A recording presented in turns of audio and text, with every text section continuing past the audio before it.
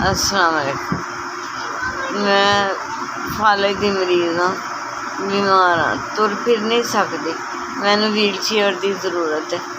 मेरा 30 साल का बेटा फौत हो गया जवान, एक मेरी बेटी है लेकिन वो भी ज़रा मजदूर है। मैनू किते उठन बैठन वास्ते डॉक्टर ते जान वास्ते मैनू व्हील चेयर की ज़रूरत है।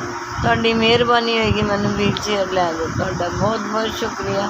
अल्लाह तुहानू बहुता देवे, जिंदे वसदे रहो।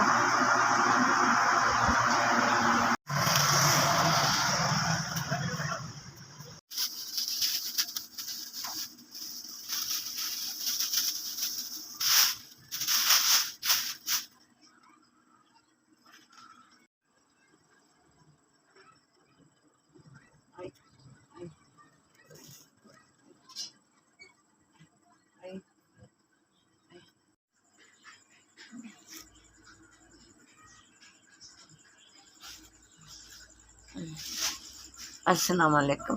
तुसी बड़ी देर तो मेरी मदद करदे पे हो। तुसी मैनू व्हील चेयर लैके दित्ती 18,000 दी, 6,000 का राशन लैके दिता। अल्लाह ताला तुहानू खुश रखे, आबाद रखे। अल्लाह मियाँ तुहाडे बच्चों नू सलामत रखे, बच्चे बच्चियां दे नसीब सोहणे होण। जिस तरह तुसी मैनू सांभिया, कोई नहीं मेरी इस तरह मदद कर सकदा।